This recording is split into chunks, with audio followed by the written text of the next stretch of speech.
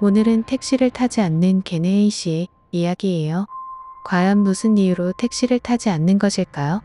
택시와 관련된 나쁜 일이 있었던 걸까요? 이야기 바로 시작하겠습니다.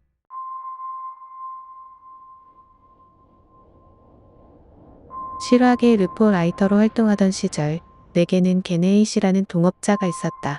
그는 다리가 불편해 언제나 왼발을 끌며 걸었는데 아마 장애인 수첩을 소지하고 있었던 것으로 기억한다. 하지만 그런 신체적 불편함이 무색할 정도로 그는 생동감이 넘치는 사람이었다.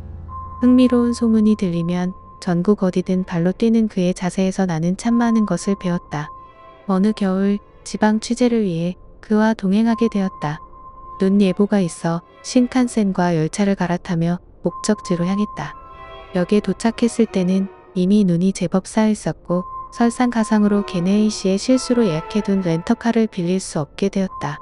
그가 평소 택시 타는 것을 꺼린다는 건 알고 있었지만 상황이 상황인지라 내가 요금을 부담하겠다며 택시를 제안했다. 하지만 그는 완강히 거부했다. 처음엔 그저 미안해서 사양하는 줄 알았으나 앞뒤 꽉 막힌 태도로 고집을 피우는 모습에 그만 울컥하고 말았다. 당시 20대 후반으로 혈기왕성했던 나는 그의 실수를 들먹이며 날선말을 내뱉었고 결국 우리는 말다툼 끝에 취재도 취소한 채 각자의 호텔 방으로 흩어졌다. 방에서 머리를 식히고 나니 연장자에게 무례했던 내 행동이 후회스러웠다. 사과를 하려던 찰나 휴대폰이 울렸다. 개네이 씨였다. 아까는 내가 너무 철이 없었네. 정말 미안하구만. 전화기 너머로 들려오는 그의 사과는 진심이었다. 내가 먼저 사과하려 했지만 그는 자신이 이를 그르쳤다며 연신 고개를 숙였다. 사실 그 정도로 화낼 일도 아니었는데 그의 저자세에 오히려 내 마음이 더 무거워졌다. 우리는 화해의 의미로 가볍게 술 한잔하기로 하고 역 앞 번화가로 향했다. 선술집에서 술잔을 기울이며 다음 날 취재 일정을 조율하던 중 어느 정도 대화가 마무리되자 겐헤이 씨가 조심스럽게 입을 뗐다. 이야기를 다시 꺼내서 미안하지만 아까 그 택시 말이야. 그는 자신이 왜 그토록 택시를 거부하는지 10년 전 그가 30대 중반의 주간지 기자였던 시절에 이야기를 들려주기 시작했다. 당시 그는 한 여성 간호사의 실종 사건을 취재 중이었다. 간호사 A는 여름 휴가를 맞아 고향 집으로 내려가겠다고 어머니에게 연락한 뒤 도착 예정 시간인 오후 1시경 역 개찰구를 나가는 모습이 CCTV에 포착되었다. 하지만 그것이 그녀의 마지막 모습이었다. A는 역에서 택시를 타고 집과는 정반대 방향인 캠프장으로 향했다고 한다. 택시 운전사 T의 진술에 따르면 A는 캠프장에서 만날 사람이 있다고 말했다. 하지만 한산했던 그날에 캠프장에서 그녀를 본 목격자는 아무도 없었다. 심지어 어머니가 마중 나오기로 했음에도 불구하고 그녀가 왜 굳이 택시를 타고 캠프장으로 향했는지도 의문이었다. 경찰의 대대적인 수색에도 불구하고 A의 흔적은 찾을 수 없었고 사건은 미궁에 빠졌다. 그 사건에서 의심을 샀던 곳이 두 군데 있었지. 하나는 캠프장 근처의 신흥 종교시설이었고 다른 하나는 마지막 목격자인 택시 운전사 T였어. 알고 보니 운전사 T는 과거 여대생을 강간해 실형을 살았던 전과자였다. 훤칠한 외모를 이용해 A를 인적 드문 곳으로 유인했다는 소문이 돌았지만 경찰은 그에게 알리바이가 있다고 판단했다. A를 내려준 직후 다른 손님을 태운 기록이 있어 시신을 유기할 시간이 없었다는 논리였다. 겐헤이 씨는 진상을 파헤치기 위해 기자인 것을 숨기고 손님으로 가장해 T의 택시에 올라탔다. 그리고 결정적인 순간에 신호 대기 중인 차 안에서 자신이 기자임을 밝히며 A에 대해 물었다. 그 순간 T의 반응은 기괴했다. 5, 4, 3, 2, 1. T는 갑자기 소리를 지르며 카운트다운을 하더니 신호가 빨간불임에도 불구하고 제로가 되는 순간 차를 급발진시켰다.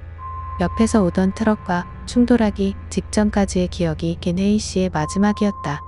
일주일간의 의식불명 끝에 기적적으로 목숨은 건졌지만 그는 한쪽 다리에 평생 지워지지 않는 마비를 얻었다. 반면 운전사 T는 즉사했다.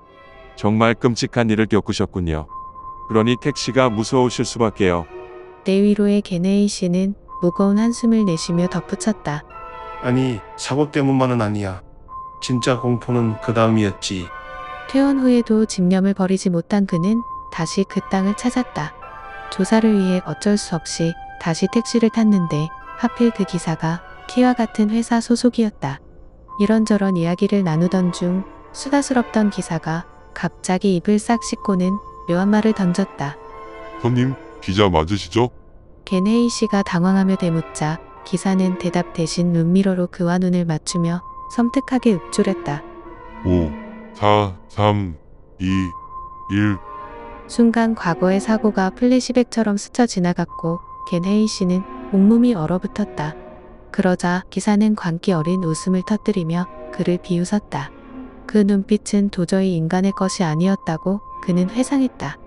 공포에 질려 서둘러 차에서 내리는 그에게 기사가 마지막으로 던진 말은 이것이었다. 택시 조심하세요.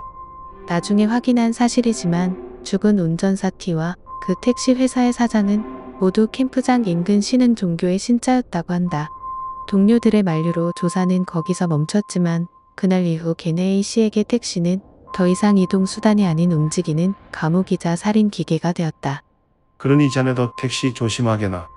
타인에게 목숨을 맡긴다는 게 얼마나 위험한 일인지 나는 몸소 겪었으니까. 그의 이야기가 끝나고 술잔을 내려놓는 내 손등 위로 서늘한 소름이 돋았다. 그날 이후 나 역시 웬만한 거리는 걷거나 대중교통을 이용하게 되었다. 세상에는 우리가 알지 못하는 혹은 알아서는 안 되는 기괴한 연결고리가 존재한다는 사실을 깨달았기 때문이다. 오늘의 이야기는 여기까지예요.